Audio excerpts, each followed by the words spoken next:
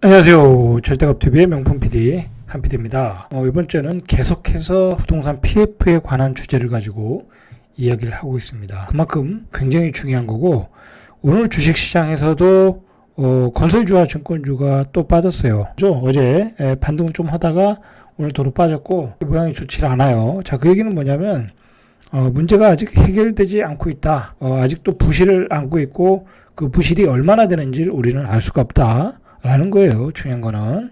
자, 채권형 안정펀드 기타 구조책이 나오긴 했는데 아직 그 실행된 것도 아니고 그 정도의 규모의 펀드 기금으로 해결이 될 수 있느냐 라고 볼 때는 그게 계산상 지금 맞질 않아요. 지난번 시간에 말했듯이 내년 상반기까지 한 400조 정도 무슨 예금증서 CP 모든 채권 그런 만기가 도래하는 채권이 한 400조 정도. 자, 이제 채권 시장은 한번 신뢰가 흔들리면 이게 걷잡을 수 없거든요. 그런 점에서 시장이 불안하게 움직이고 있어요.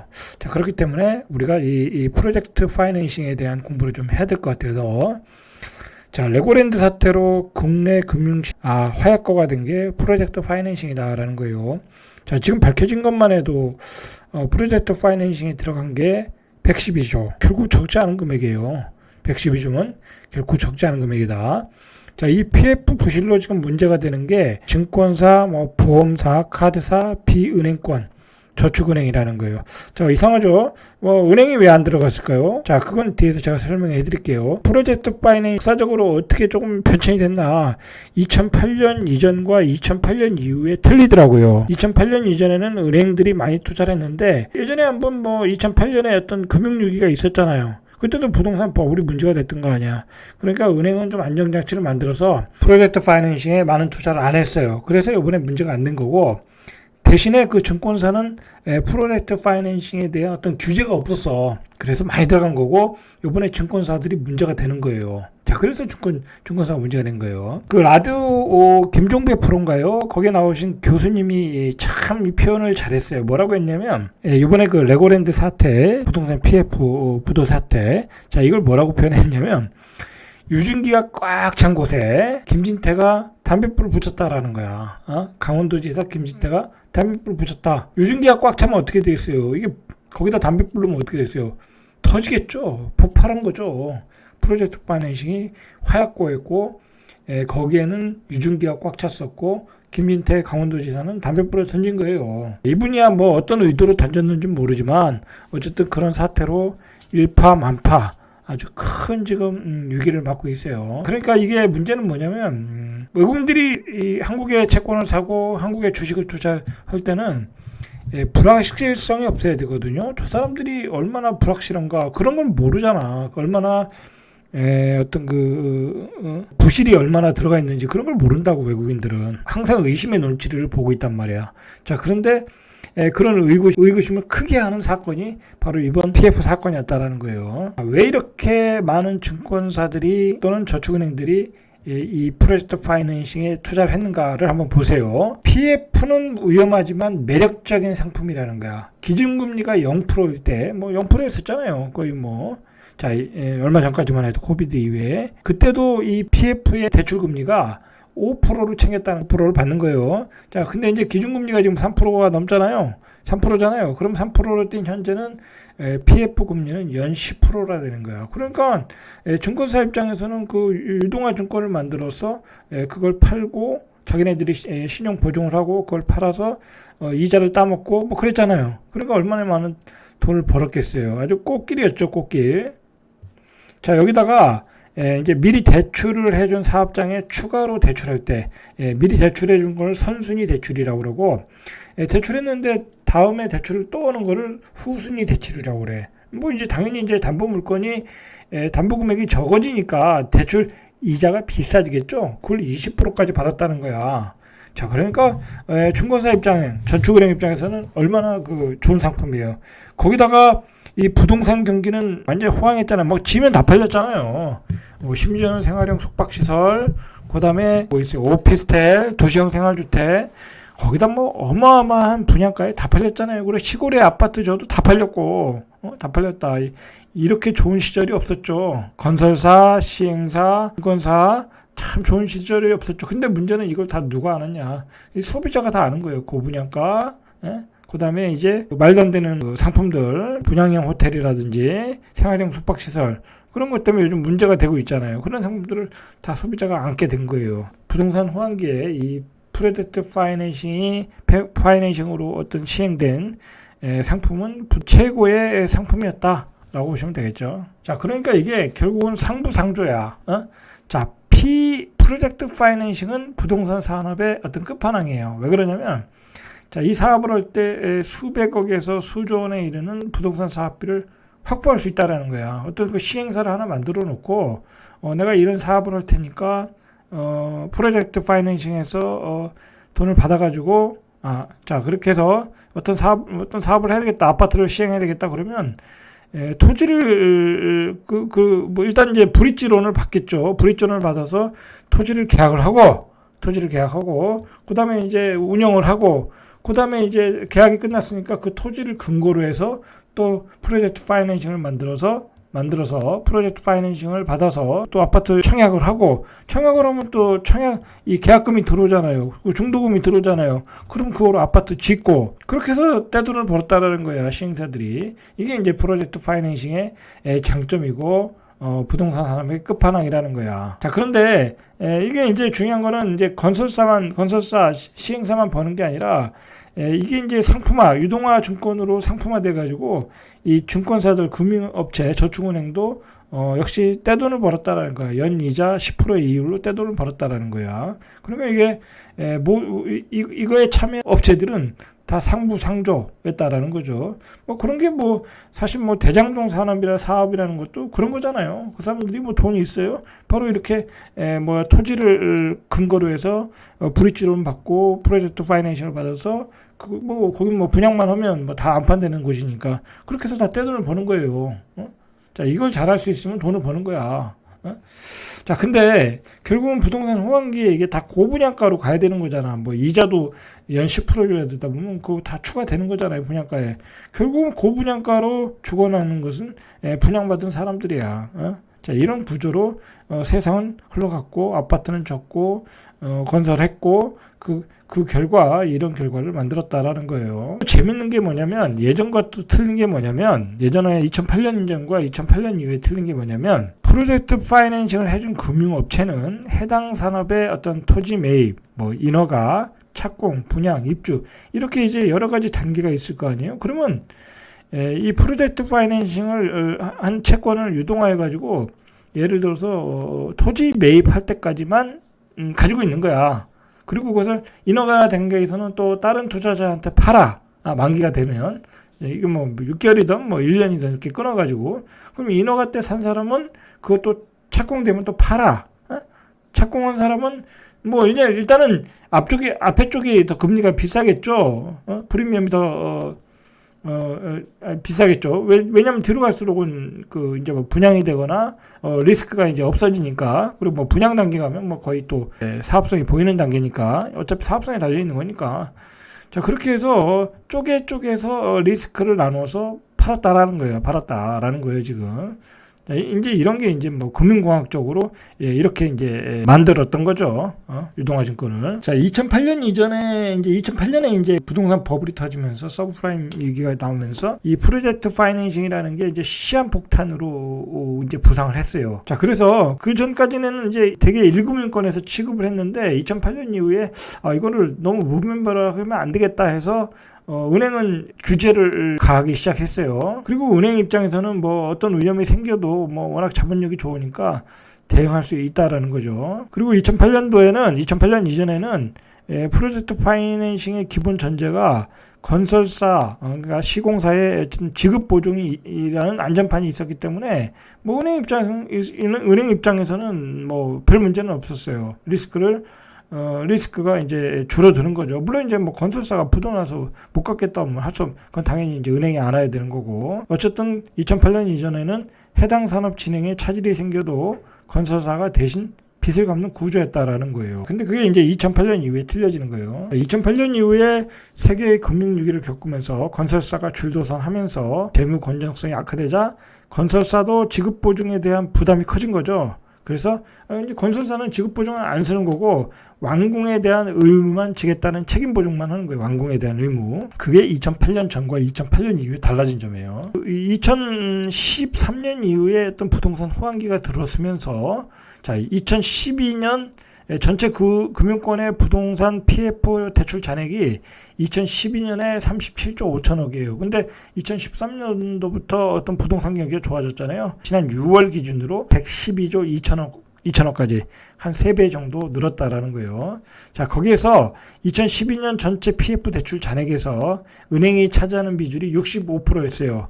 근데 현재는 25%에 불과하다는 거예요. 그러니까 은행은 이제 그 프로젝트 파이낸싱의 위험성을 2008년 이전에 이미 경험했기 때문에 많이 투자를 할 수가 없어요. 뭐 법으로도 규제되어 있고. 이제 그걸 이제 증권사, 저축은행, 제2금융권이 많이 담당을 한 거죠.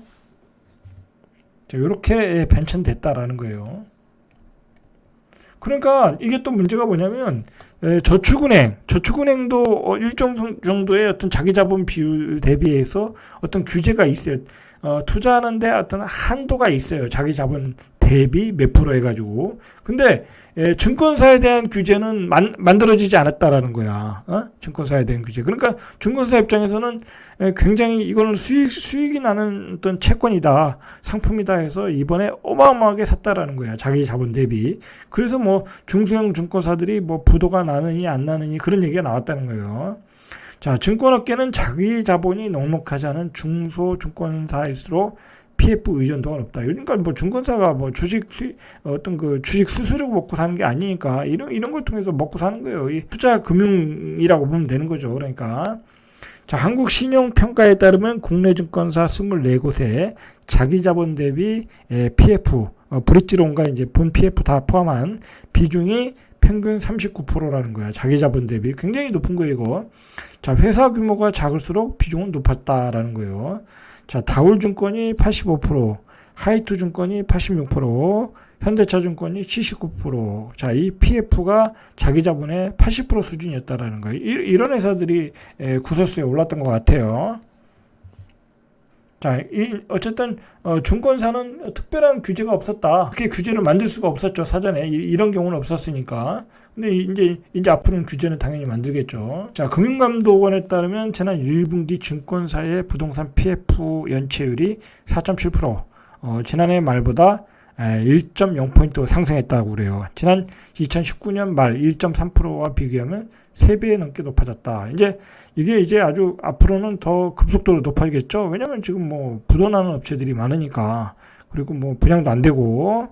자, 지난해 말 같은 기간 보험사의 연체액도 지난해 말 305억 원에서 1298억 원으로 4배 늘어났다. 연체율을 보면 지금 심각한 상황으로 가고 있어요. 증권사 등이 PF를 늘린 건 금융당국이 친 규제 금물이 허술한 탓이었다라는 거. 허술한. 보통 이제 금융당국은 PF에 관련 그 어떤 규제, 칼 것은 늘 저축은행을 향했어요. 저축은행에는 PF 대출을 총 대출 금액의 30% 이내로 제한하는 30% 룰, 30% 룰. 자, 룰이 있었는데 증권사는 없었다는 거야. 자, 은행권이 각종 건전성 규제에 묶인 사이에 증권, 여신, 캐피탈 등이 프로젝트 파이낸싱에 많이 투자를 했다라는 거예요. 그래서 특히 증권사는 2019년까지 프로젝트 파이낸싱 채무보증 금지 제약을 받지 않았다. 2019년까지 채무보증 금지 제약을 받지 않았다는 거예요. 자, 그래서 2019년 6월 증권사의 채무보증액은 2019년 6월 증권사의 채무보증액은 26조 2천억 원. 지금 부도 나면 갚아야 될 금액이 26조 2천억 원이란 얘기예요. 전체 금융권의 90%를 차지하고 있다. 이거 이렇게 되면 이제 당분간 증권주는 건드리기가 어렵겠죠. 왜냐하면 이제 사업장이 어떻게 되느냐에 따라 이제 이거 채무보증 승금액을 대신 갚아야 되니까 부실을 그만큼 많이 안고 있다라는 거예요, 지금 증권사들이. 자, 실제로 그 프로젝트 파이낸싱에 진행되는 사업들이 멈추고 있다라는 거야. 자, 어디가 멈추고 있냐면 이런 경우들이 멈추고 있다라는 거야, 사업장이. 자, 이마트 부천 중동점 인수에 나선 한 시행사는 이거 뭐 이마트 부천 중동점이면 뭐 유치도 좋을 거 아니에요. 뭐 이거 이제 이런 거 부셔가지고 여기다가 뭐 도시형 생활주택이나 오피스텔이나 뭐 생활형 숙박시설 그런 걸 짓는 거잖아요. 근데 그런 거를 짓는 거는 이제 얼마 전까지만 해도 분양이 잘 됐는데 여기 뭐 이거 부시고 여기다가 오피스텔 지면 요즘 뭐 분양이 되겠어요? 금리가 5%인데 뭐 오피스텔 줘서 5% 금리가 나오질 않잖아요. 자, 납부일이 2달 넘게 지나도록 매각 잔금 3,430억 원을 내지 못하고 있다. 그러니까 이 시행사가 지금 프로젝트 파이낸싱을 못하고 있다라는 거야. 대형 건설사 역시 예외는 아니다. 이번에 서울 둔천중앙 아파트 재건축 현장도 7천억 규모의 PF 대출을 연장하지 못해서 시공사업단이 사업비를 상환하기로 연체 규모도 증가하고 있다라는 거예요, 지금. 이렇게 실제로 그 프로젝트 파이낸싱이 실행되는 현장에서 문제가 발생하고 있다라는 거예요. 자, 또 보시죠. 이 서울 서초구, 이제 강남이죠. 강남의 한 그 생활형 숙박시설 A 시행사는 호텔급 하이엔드 컨시어지 서비스를 내세워 분양 모집을 했으나 뭐 이거 요즘 전화도 계약한 사람들이 다 저기 해지하려고 하는 그런 상품이잖아요. 그러니까 지금 뭐 분양한다고 하면 이게 뭐 분양이 되겠어요? 그러니까 프로젝트 파이낸싱 하는 그 금융사에서는 당연히 안 해주겠죠. 최근 금융사로부터 부동산 프로젝트 파이낸싱 대출 승인을 거절당해서 분양 모집을 중단했다라는 거예요. 자, A 시행 관계자는 금융사에서 프로젝트 파이낸싱을 받으려면 사전 예약을 통해 사업성을 먼저 증명하라는 요구까지 하고 있다라는 거예요. 뭐 누가 사전 예약을 하겠어요? 분양도 안 되는데. 자, 생활형 숙박시설은 더욱더 PF 대출을 받기 어려워졌다라는 거예요, 지금. 자, 이렇게 현장에서 거절당하고 있다. 또 보시죠. 지방에 있는 아파트인데, 전북 군산시 군장지구의 군산 한성 필하우스 이달 초 892가구 중 일반 분양 66가구를 진행했는데 한 명만 신청했다는 거야. 뭐 몇 명, 뭐 재개발했던 것 같은데 66가구에 한 명 신청했대잖아요. 이러면 어떻게 되겠어요, 이거? 이런 경우도 이제 어렵겠죠. 근데 이런 경우에 어려운 경우가 뭐냐면 시세보다 분양가가 높다라는 거야. 이게 이제 프로젝트 파이낸싱 하다 보면 이제 이자도 높고 그러다 보니까 고분양가에 분양한단 말이에요. 그 대구에 있는 아파트들이 다 고분양가에 분양하는 거잖아요. 다 그렇잖아요. 지방에 있는 아파트들 다 고분양가에 분양하니까 분양이 안 되는 거야. 뭐 서울 수도권도 마찬가지고 평촌의 SK 비운가요? 자이 평촌의 자이. 자, 거기도 분양이 안 됐잖아요. 그 다 고분양가에 분양해서 안 되는 거잖아요.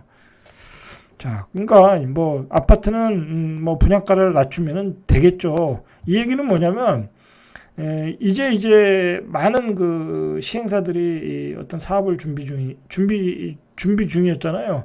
근데 이제 그걸 안 하면 뭐 안 할 수도 없는 거잖아요. 미룰 수도 없는 거야. 미루면 그만큼 막 계속 이자가 나가니까. 그럼 앞으로 그 프로젝트 파이낸싱을 받으려면 그게 팔리면 되는 거잖아요. 분양 완판하면 되잖아. 분양 완판하려면 어떻게 해야 되겠어요? 그 시행사 입장에서는 적정 분양가에 내놓으면 되지. 매매가보다 싸게, 시세보다 싸게 내놓으면 되겠죠. 그 얘기는 뭐예요? 앞으로 분양가는 떨어진다는 얘기야.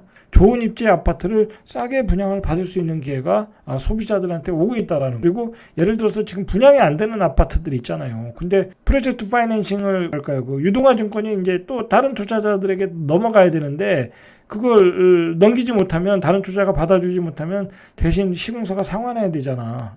자, 그렇게 되면 결국은 지금 이제 준공한 아파트라든지 특히 준공한 아파트들은 이제 그 할인 분양 가격을 확 낮춰서 내놓을 가능성이 있죠. 안 팔리니까.